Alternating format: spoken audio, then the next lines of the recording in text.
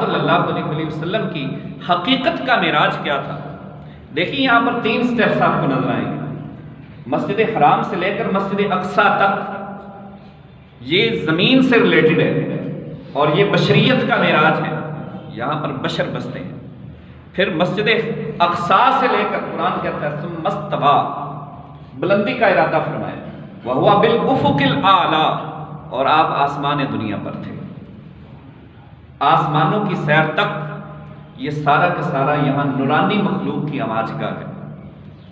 نورانی مخلوقات، فرشتے، یہ سارے نورانی مخلوق ہیں، تو آپ صلی اللہ علیہ وسلم اس سے بھی آگے بڑھتے ہیں۔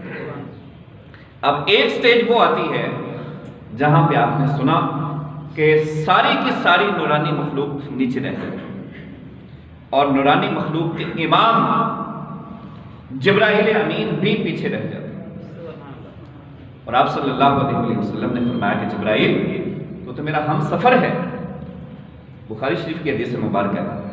آپ نے ان کا ہاتھ پکڑ کر ایک قدم آگے بڑھایا تو عرض کرتے ہیں یا رسول اللہ صلی اللہ علیہ وسلم، اگر آپ نے ایک قدم اور بڑھا دیا لحرقت من نور اللہ، میں ابھی خدا کے نور سے جل کر بسم ہو جاؤں۔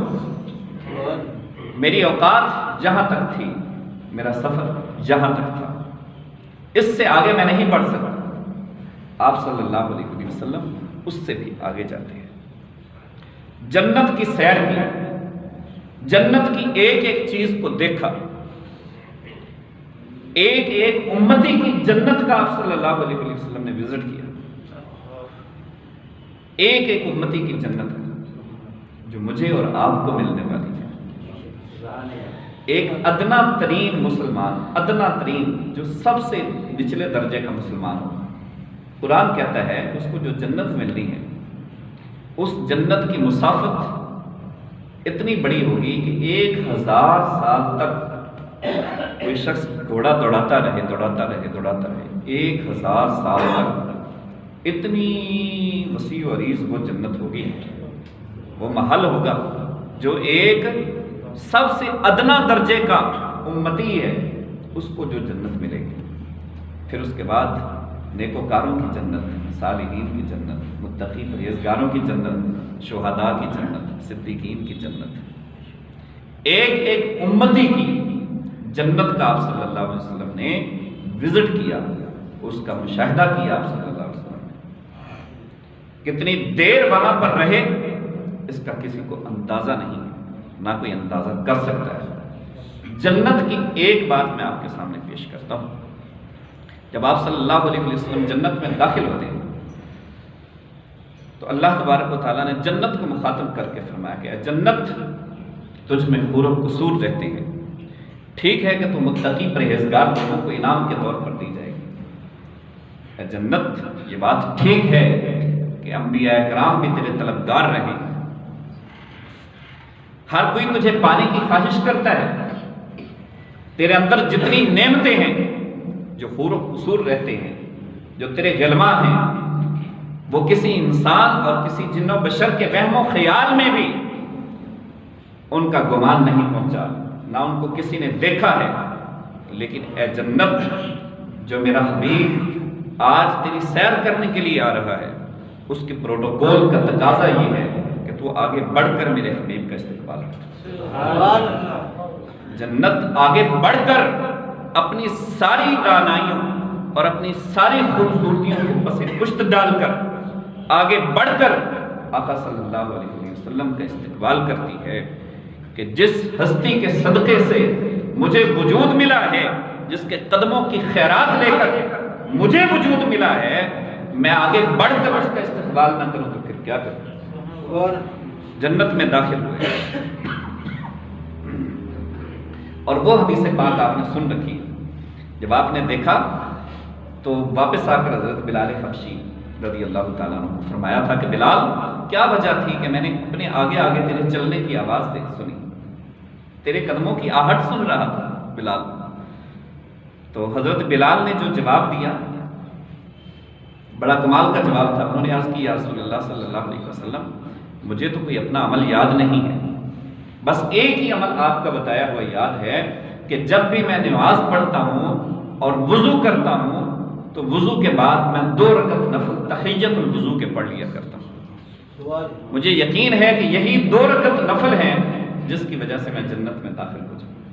اب آپ صلی اللہ علیہ وسلم نے آگے آگے دیکھا. اس کی بھی ایک وجہ تھی کہ غلام ہمیشہ اپنے آقاؤں کی خدمت کے لیے پروٹوکول کے طور پر آگے آگے چلتے ہیں. راستہ خالی کروانا ہو یا پروٹوکول دینا ہو، کسی بھی جگہ پر کوئی شاہی افسر جاتا ہے تو آپ دیکھتے ہیں اس سے آگے جو ہے، اگر یہاں کا بھی ہمارا پریزیڈنٹ گزرے گا تو اس سے پہلے آپ دیکھتے ہیں کچھ بائکس ہوتی ہیں اور جو ہے وارڈنس ہوتے ہیں اور گاڑیاں ہوتی ہیں پروٹوکول کی، وہ آگے ہوتی ہیں، پھر جا کر پریزیڈنٹ صاحب جو ہے نا تشریف لاتے ہیں.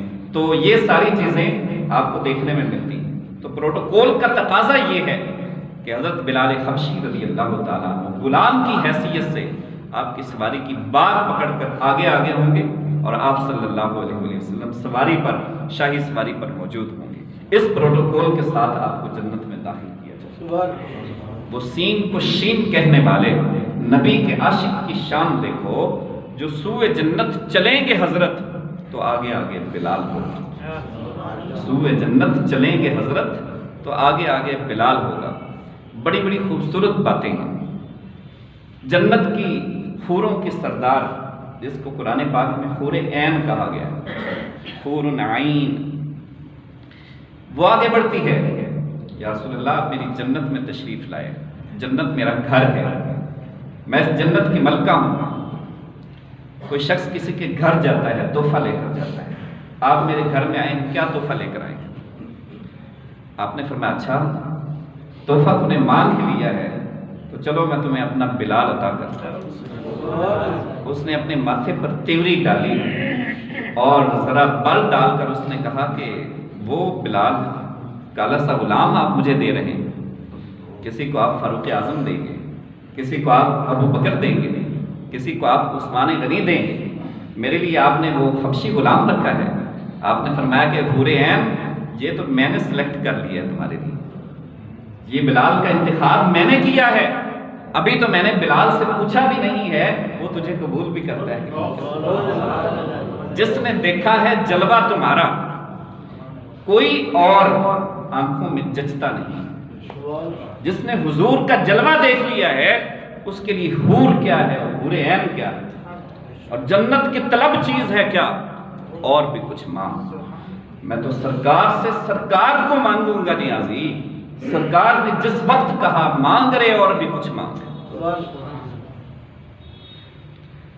بڑا خوبصورت کسی صاحب دل نے شعر لکھا ہے کہ میم کا پردہ ہٹا کر نگاہ شوق سے، میم کا پردہ ہٹا کر نگاہ شوق سے مصطفیٰ کو دیکھ لے جس نے خدا دیکھا نہیں.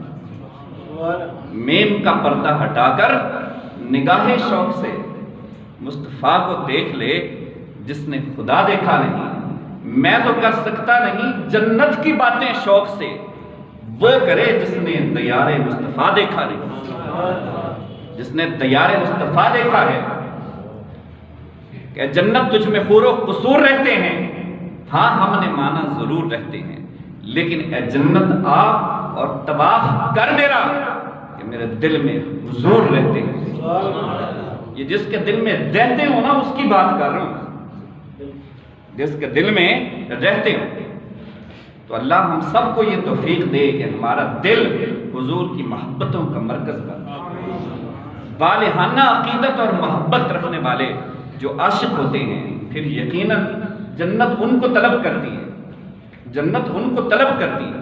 اور جنت پکار پکار کر دعا کرتی ہے خدا کی بارگاہ میں کہ اللہ اپنے نیک بندوں کو میرے پاس بھیج، میں ان کے لیے تیار ہوں. جنت سجی رہتی ہے ان کے لیے، جنت ان کے لیے مزین رہتی ہے اور ان لوگوں کو طلب کرتی ہے. تو جبرائیل امین نورانی مخلوق کے سردار پیچھے رہ جاتے ہیں.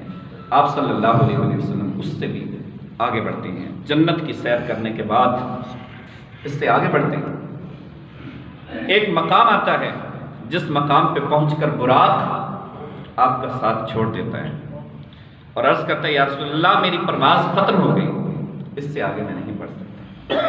ایک رف گول بہت بڑا حالہ ایک سمجھ لیں آپ، جس پر آپ صلی اللہ علیہ وسلم کو سوار کیا جاتا ہے، وہ آپ کی سواری بنتی ہے۔ ایک مقام آتا ہے کہ رف بھی معذرت کر لیتا ہے، یا رسول اللہ میں اس سے آگے نہیں بڑھ سکتا۔ آپ صلی اللہ علیہ وسلم اپنی نبوت کی پرواز سے آگے بڑھتے ہیں۔ یہ وہ مقامات ہیں، مختلف پردے ہیں، ان پردوں میں سے آپ صلی اللہ علیہ وسلم کو گزارا جاتا ہے۔ روشنیوں کے پردے ہیں، اللہ کی صفات کے پردے ہیں، اس کی تجلیات کے پردے ہیں، اس کی ذاتی صفات کے پردے ہیں۔ رحمانیت کا پردہ ہے، رحیمیت کا پردہ ہے، صفت غفاریت کا پردہ ہے، صفت ستار کا پردہ ہے، صفت علیم کا پردہ ہے۔ ہزار پردے ہیں اللہ کی صفات کے، ان پردوں میں سے آپ صلی اللہ علیہ وسلم کو گزارا جاتا ہے۔ آپ صلی اللہ علیہ وسلم فرماتے ہیں کہ ہر لحظہ مجھے یہ آواز آتی ہے، ادن منی، میرے حبیب میرے قریب آتے چلے جاؤ، میرے قریب آتے چلے جاؤ۔ میں محو پرواز رہتا ہوں، حتیٰ کہ اللہ تبارک و تعالیٰ کا عرش آ جاتا ہے، اس عرش کے پیرلر میں اپنے آپ کو روک دیتا ہوں، اور میں نے دیکھا کہ یہ خدا کا عرش ہے، اللہ کی تجلیات کا مرکز ہے، اور میرے پاؤں جوتوں سمیت ہیں۔ قرآن میں ایک ذہن کی آیت آ گئی، پاؤں اٹھا کر عرش پہ رکھنا ہے، تو قرآن میں ذہن کی آیت آتی ہے، فَخْلَعْ نَعْلَيْكَ إِنَّكَ بِالْوَادِ الْمُقَدَّسِ طُوَىٰ۔ حضرت موسیٰ علیہ السلام کو آرڈر ہوا تھا، موسیٰ تو وادی طویٰ میں آ رہا ہے، تو کوہ طور وادی مقدس میں آ رہا ہے، رب ذوالجلال کا کلام سننے کے لیے آ رہا ہے، خبردار تمہارے پاؤں جوتوں سمیت ہیں، اپنے پاؤں سے جوتے اتار کے وادی طویٰ میں آ، یہ وادی مقدس ہے، تو رب ذوالجلال کے ساتھ کلام کرنے کے لیے آ رہا ہے۔ لیکن وہ حضرت موسیٰ علیہ السلام تھے، یہ حبیب خدا مصطفیٰ کریم صلی اللہ علیہ وسلم تھے۔ بس ابھی ذہن میں یہ بات آئی ہی تھی کہ حکم ہوا کہ میرے حبیب جوتوں سمیت میرے عرش پہ آ جائیں۔ کتنا بے باک ہے یہ شخص کہ حضور صلی اللہ علیہ وسلم کے تلووں سمیت آپ نے اپنے قدم اللہ کے عرش پر رکھ دیے، اور ساتھ میں یہ بھی دعویٰ کیا کرتا ہوں کہ وہ عرش اپنے مقدر پہ جھوم رہا ہے، وہ عرش جھومنا شروع ہو گیا۔ اے عرش تجھے کیا ہوا، کیوں اپنے مقدر پہ جھوم رہا ہے؟ اس نے کہا ذرا حدیث قدسی پڑھ کر دیکھو کہ رب ذوالجلال فرماتا ہے، لولاک لما خلقت الافلاک، لولاک لما خلقت الدنیا، لولاک لما خلقت الارض، لولاک لما خلقت السماء۔ بہت لمبی حدیث مبارکہ ہے، اس حدیث پاک میں ایک لفظ یہ بھی آتا ہے، لولاک لما خلقت العرش، لولاک لما اظہرت ربوبیتی۔ اے میرے حبیب، اگر تجھے پیدا کرنا مقصود نہ ہوتا، میں اس کائنات کی کوئی شے نہ بناتا۔ جنت، دوزخ، زمین، آسمان، فرشتے، لوح قلم، کرسی، کائنات کی کوئی شے بھی پیدا نہ کرتا، حتیٰ کہ عرش کو اگر وجود ملا ہے تو وہ بھی اس وجہ سے ملا ہے کہ میں نے آپ کو بھیجنا تھا۔ عرش کو تو وجود حضور کے قدموں کی خیرات لے کر مل رہا ہے، تو جس عرش کو وجود جن طلبوں کی خیرات لے کر مل رہا ہے، اس کو اگر وہ طلبے جھومنا نصیب ہو جاتے ہیں، وہ اپنے مقدر پہ جھومے گا نہیں تو اور کیا کرے گا؟ وہ اپنے مقدر پہ رشک نہیں کرے گا تو اور کیا کرے گا؟ اس لیے عرش اپنے مقدر پہ جھوم رہا ہے۔ آپ صلی اللہ علیہ وسلم اس سے آگے بڑھتے ہیں، ادن منی، اے میرے حبیب میرے قریب آ جاؤ۔ آپ فرماتے ہیں میں قدم اٹھاتا ہوں، ایک قدم اٹھاتا ہوں، اس میں اتنا سفر طے کرتا ہوں جتنا زمین سے لے کر وہاں تک طے کر آیا ہوتا ہے۔ اب وہ ڈسٹینس کتنا ہے زمین سے لے کر آسمان تک کا، بالکل شارٹ فارم میں آپ کو سمجھا رہا ہوں، مختصر انداز میں۔ دنیا کی تیز ترین سواری، تیز ترین چیز جس کو آپ روشنی کہتے ہیں، روشنی کا سفر یا الیکٹریسٹی، یہ آپ کا جو سفر کرتی ہے بجلی،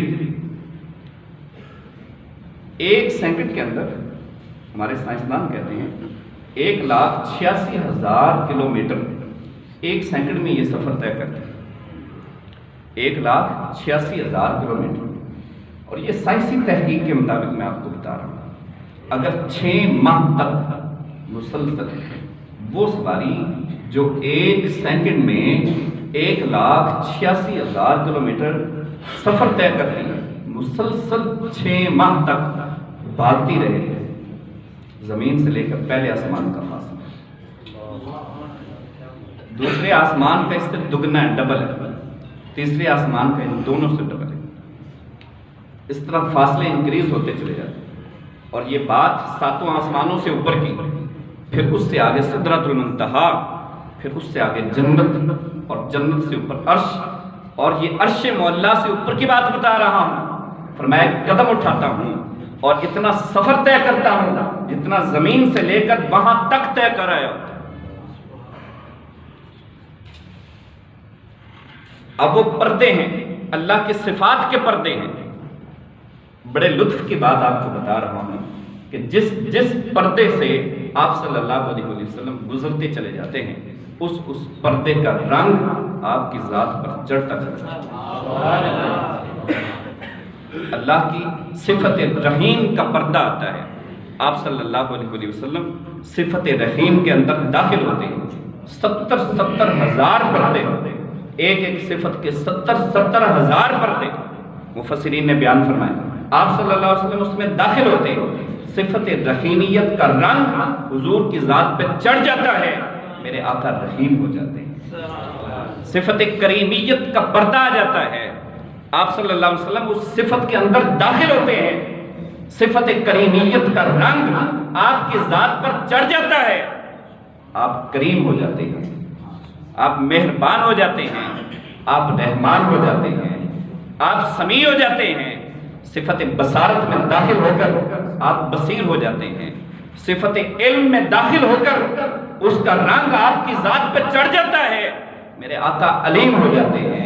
جس صفت میں داخل ہوتے ہیں، صفت اول کا پردہ آیا، صفت آخر کا پردہ آیا، صفت ظاہر کا پردہ آتا ہے، صفت باطن کا پردہ آتا ہے، صفت علم کا پردہ آتا ہے، صفت ستاریت کا پردہ آتا ہے، صفت قہاریت کا پردہ آتا ہے۔ جس صفت میں داخل ہوتے ہیں اس کا رنگ آپ کی ذات پر چڑھتا چلا جاتا ہے۔ جب ساری صفات آپ پر طاری ہو جاتی ہیں اور آپ صلی اللہ علیہ وسلم ان سارے پردوں میں سے گزر جاتے ہیں تو بخاری شریف کی حدیث مبارکہ ہے، پھر آواز آتی ہے، قف یا محمد صلی اللہ علیہ وسلم، اے میرے حبیب ذرا ٹھہر جاؤ، اے میرے حبیب ذرا ٹھہر جاؤ۔ اس کا ایک ترجمہ تو یہ کیا ہے محدثین نے، ان ربک یصلی، میرے حبیب اتنا سفر تو طے کر کے آیا ہے، تو کہاں سے چلا ہے؟ مسجد حرام سے چلا ہے، مسجد اقصی سے ہوتا ہوا 7 آسمانوں سے گزر کر میرے حبیب میری بارگاہ میں آیا ہے۔ قف یا محمد، تو میرے رنگوں میں دنگ کر آیا ہے، میری صفات کا پرتو تجھ پر چڑھ چکا ہے۔ ان ربک یصلی، میرے حبیب ذرا ٹھہر، میں رب ذوالجلال اب اپنی شان کے مطابق آگے بڑھ کر تیرا استقبال کرتا ہوں۔ اتنا سفر تو طے کر کے آیا ہے، اب کچھ سفر ذرا میں طے کرتا ہوں۔ ایک ترجمہ تو یہ کیا ہے، پھر کسی صاحب دل نے یہ ترجمہ کیا جو واضح ترجمہ ہے، ان ربک یصلی، میرے حبیب ٹھہر جا، آپ کا پروردگار آپ پر درود و سلام پڑھ کے آپ کا استقبال کرتا ہے۔ کسی عاشق کی ٹرانسلیشن دیکھیے، اس نے کہا نہیں بات بنتی نہیں ہے اس طرح، اس نے کہا ترجمہ اصل یوں بنتا ہے کہ آپ صلی اللہ علیہ وسلم رب ذوالجلال کے رنگوں میں رنگ کر آئے تھے، اس کی صفات میں سے گزر کر آئے تھے، تو خدا نے فرمایا قف یا محمد صلی اللہ علیہ وسلم، اے میرے حبیب ذرا ٹھہر، تو میرے رنگوں میں رنگ کر آیا ہے، میرے رنگ بڑے انوکھے رنگ ہیں، میرے رنگ بڑے نرالے رنگ ہیں، تو میرے رنگوں میں گزر کر آیا ہے، ذرا ٹھہر جا۔ ان ربک یصلی، میں رب ذوالجلال دیکھنا چاہتا ہوں کہ میرے رنگوں میں رنگا ہوا بندہ لگتا کیسا ہے۔ صبغۃ اللہ، یہ اللہ کے رنگ ہیں، ذرا ٹھہر، میں دیکھنا چاہتا ہوں، میں بھی رب ذوالجلال نظارہ کرنا چاہتا ہوں کہ میرے رنگوں میں رنگا ہوا میرا حبیب لگتا کیسا ہے۔ ان ربک یصلی، پھر قرآن کہتا ہے ثم دنا، اس سٹیج پر پہنچے کہ جہاں پر سامنے رب ذوالجلال کی ذات اقدس ہے، اللہ کی ذات محدود نہیں ہے، اللہ کی ذات متناہی نہیں ہے، اللہ کی ذات کے لیے ظرف نہیں ہے، وہ ظرف سے پاک ہے، وہ حدث سے پاک ہے، وہ حد سے پاک ہے، وہ لا محدود ہے، لا متناہی ہے، وہ قدیم ہے۔ اب قرآن کہتا ہے کہ ثم دنا، پھر آقا صلی اللہ علیہ وسلم آگے بڑھتے ہیں، فتدلی، پھر رب ذوالجلال اپنی شان کے مطابق آگے بڑھتے ہیں۔ اب دونوں آگے بڑھتے چلے جاتے ہیں، ثم دنا فتدلی فکان قاب قوسین، دو قوسین کا فاصلہ رہ گیا، دو قوسین، قوسین کہتے ہیں جس کے اندر تیر رکھ کے چلایا جاتا ہے، کمان جسے اردو میں آپ کہتے ہیں، دو کمانوں کا فاصلہ رہ گیا۔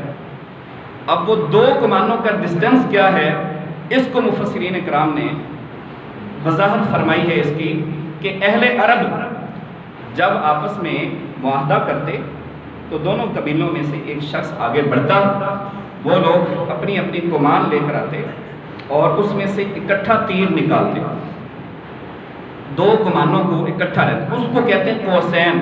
ایک طرف ایک قبیلے کی کمان آئی، ساتھ مل گئی، ادھر سے دوسری کمان آئی، ساتھ مل گئی، دونوں کمانیں ساتھ ملا دی یوں کر، اس کو اہل عرب بولتے ہیں قوسین۔ یہ اس لفظ کی گرامیٹیکلی تشریح میں نے آپ کے سامنے بتائی۔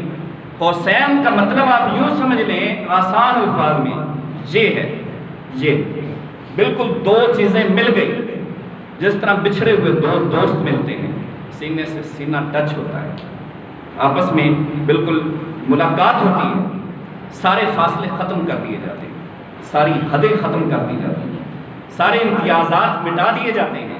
اصل میں بتانا یہ مقصود تھا کہ لوگوں سن لو، سارے فاصلے ختم کر دیے گئے، سارے امتیازات مٹا دیے گئے ہیں، فرق ہے تو ایک ہی فرق ہے، میں خالق ہوں یہ مخلوق ہے، میں معبود ہوں یہ میرا عبد ہے، میں مالک ہوں یہ مملوک ہے، ایک ہی فرق ہے، باقی سارے امتیازات رفع کر دیے گئے ہیں۔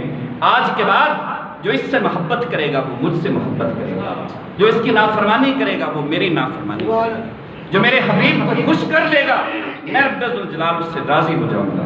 اور قرآن میں دو ٹوک الفاظ میں بیان کر دیا، وَلَوْ أَنَّهُمْ إِذْ ظَلَمُوا أَنفُسَهُمْ جَاءُوكَ فَاسْتَغْفَرُوا اللَّهَ وَاسْتَغْفَرَ لَهُمُ الرَّسُولُ لَوَجَدُوا اللَّهَ تَوَّابًا رَحِيمًا۔ لوگوں حتیٰ کہ تم اگر اپنی جانوں پر ظلم کر بیٹھو، گناہ کی بھی کر بیٹھو، تو آؤ میرے پاس آنے کی ضرورت نہیں ہے۔ مولا کہاں جائیں؟ فرمایا میرے حبیب کے در اقدس پہ آ جاؤ، میرے حبیب کا در کھلا ہے، جہاں آ کر معافی مانگو، میرا حبیب اگر تمہاری سفارش کر دے، لَوَجَدُوا اللَّهَ تَوَّابًا رَحِيمًا، میں رب ذوالجلال ہو کر گارنٹی دیتا ہوں کہ تمہیں ضرور معاف کر دوں۔ آج کے بعد اس کا دوست میرا دوست ہے، اس کا دشمن میرا دشمن ہے۔ قوسین کا فاصلہ رہ گیا، یہ تو ہے قوسین۔ اب یہاں تک تو بات سمجھ میں آتی ہے، لیکن اس سے آگے بات سمجھ میں نہیں آتی۔ فرمایا او ادنا، ذرا سنبھل کر بیٹھیے گا، او ادنا یہ قرآن ہے، قرآن کہتا ہے قوسین، دو کمانوں کا فاصلہ رہ گیا، یہ ہے جی دو کمانوں کا فاصلہ۔ میں نے پورے اس لفظ کی ڈیپتھ اور اس کی گہرائی میں جا کر پوری ریسرچ اور تحقیق کر کے جو بات نکالی وہ آپ کے سامنے رکھوں۔ پھر اس کے بعد اللہ فرماتا ہے او ادنا، پھر یہ فاصلہ بھی ختم کر دیا گیا۔ مولا یہ کیا ہے؟ پھر تو نے اپنے حبیب کو خدا بنا دیا؟ اس نے کہا نہیں اے نادان، یہی تو معجزہ ہے جو تمہاری عقل سے نابرا ہے، جو عقل میں آ جائے وہ معجزہ نہیں ہوتا۔ اس کو سمجھنا اور سمجھانا کسی مفسر کے بس کی بات نہیں ہے، کسی مقرر کے بس کی بات نہیں ہے، کسی مجتہد کے بس کی بات نہیں ہے۔ یہ رب ذوالجلال جانتا ہے یا آپ صلی اللہ علیہ وسلم جانتے ہیں، یہ آپ صلی اللہ علیہ وسلم کی حقیقت ہے، یہ معراج ہے۔ اگر سمجھ میں آ جائے، اگر عقل میں آ جائے تو پھر وہ معجزہ نہیں ہے، پھر وہ معراج نہیں ہے۔ معجزہ ہوتا ہی وہ ہے کہ انسانی عقل جس کا ادراک نہیں کر سکتی، اس مقام پہ آ کر اگر رب ذوالجلال کے ساتھ ملاتے ہیں تو پھر بھی دائرہ اسلام سے خارج ہوتے ہیں، اگر رب ذوالجلال سے جدا کرتا ہوں تو پھر بھی دائرہ اسلام سے خارج ہوتا ہوں۔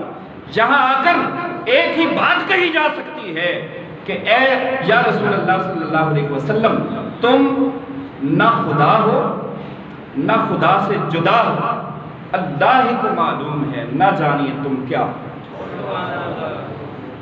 نہ خدا ہو نہ ذات خدا سے جدا ہو، اللہ ہی کو معلوم ہے، نہ جانیے تم کیا ہو۔ عزیز دوستو، آخری ایک بات سماعت فرما لیں۔ بہت سارے لوگ آج کے دور میں سوال کرتے ہیں کہ معراج کیوں کروایا گیا؟ اس کی بہت ساری وجوہات تھیں، بہت ساری وجوہات۔ کچھ لوگ یہ بھی کہتے ہیں کہ معراج یہ تو خواب کی بات ہے۔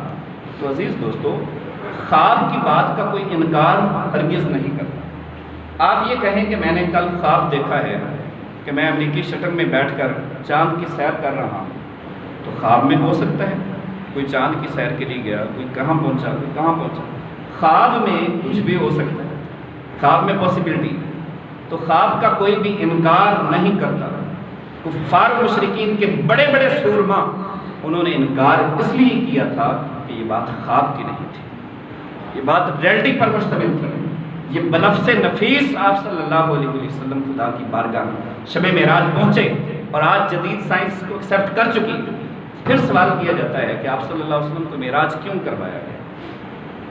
اس کی ایک وجہ یہ ہے جو اسلامک پوائنٹ آف ویو سے بتائی گئی ہے، وہ میں آپ کے سامنے رکھ دیتا ہوں کہ پہلے جتنے انبیاء کرام تشریف لائے، آدم علیہ السلام سے لے کر حضرت عیسیٰ روح اللہ تک 1,24,000 انبیاء کرام تشریف لائے۔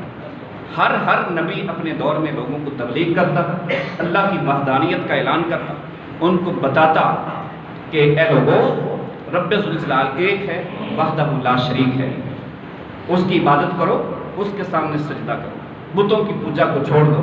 لوگ سوال کرتے کہ اے انبیاء، تم جو کہتے ہو خدا ہے، کیا تم لوگوں نے خدا کو دیکھا ہے؟ تو نبی کہا کرتے تھے نہیں، خدا کو دیکھا نہیں جاتا، اس کی وحی ہمارے پاس آتی ہے، اس کی باتوں کو سنا جاتا ہے، اس کے کلام کو سنا جاتا ہے۔ اے انبیاء، تم جو کہتے ہو کہ ہم نیک عمل کریں گے تو خدا جنت دے گا، تو کیا تم لوگوں نے خود جنت کو دیکھا ہے؟ وہ کہا کرتے تھے نہیں، یہ آفٹر ڈیتھ کی بات ہے، جنت مرنے کے بعد ملے گی، جنت کو کسی نے دیکھا نہیں ہے۔ تم جو حور و غلمان کی بات کرتے ہو، تم جو جنت کی نعمتوں کی بات کرتے ہو اور عرش و کرسی لوح و قلم کی بات کرتے ہو، اے انبیاء کیا ان چیزوں کو دیکھا ہے؟ تو ہر نبی یہی جواب دیتا تھا کہ نہیں، ان چیزوں کو دیکھا نہیں جاتا، ان کے بارے میں وحی آتی ہے، ان کے بارے میں اعتقاد رکھا جاتا ہے، ان کے بارے میں نظریہ قائم کیا جاتا ہے، ان باتوں کو اپنے ایمان کا حصہ بنایا جاتا ہے، ان پر بس صرف غور و فکر کیا جاتا ہے، خدا سے ان کو طلب کیا جاتا ہے۔ لیکن اے میرے حبیب، آپ کی نبوت قیامت تک کے لیے چلنی ہے، آپ کی رسالت قیامت تک کے لیے چلنی ہے۔ یہ انسان ترقی کرتا کرتا نہ جانے کہاں تک جائے گا، جب بھی کسی دور میں یہ انسان سوال کر اٹھے کہ اے محبوب خدا، تم جو رب ذوالجلال کی بات کرتے ہو تو بتاؤ کیا رب ذوالجلال کو دیکھا ہے؟ تو محبوب کہہ سکے کہ ہاں ان دونوں آنکھوں سے دیکھ کر آیا ہوں، اپنے رب کے جلووں کو اپنی آنکھوں سے دیکھ کر آیا ہوں۔ تم جو جنت کی بات کرتے ہو، کیا جنت کو دیکھا بھی؟ فرمایا ہاں، جنت کو دیکھ کر حور عین کو اپنا بلال دیکھ کر آیا ہوں، اور ایسا دیکھ کر آیا ہوں کہ قیامت تک کے لیے کوئی نہیں دیکھ سکتا۔ خدا کے عرش کو دیکھا، لوح و قلم کو دیکھا۔ اور پھر حدیث پاک میں آتا ہے کہ آپ صلی اللہ علیہ وسلم نے تبھی آ کر فرمایا تھا واپس، لوگوں مجھے دیکھو، میری زیارت کرو، میرا دیدار کرو، مجھے دیکھو۔ من رآنی فقط رأى الحق، میں خدا کے رنگوں میں دنگ کر آیا ہوں، میں خدا کے جلووں کو دیکھ کر آیا ہوں۔ جس نے مجھے دیکھ لیا اس نے رب ذوالجلال کو دیکھ لیا۔ من رآنی فقط رأى الحق، خلق کائنات مجھے اور آپ کو آپ صلی اللہ علیہ وسلم کی سیرت طیبہ پر عمل پیرا ہونے کی توفیق عطا فرمائے۔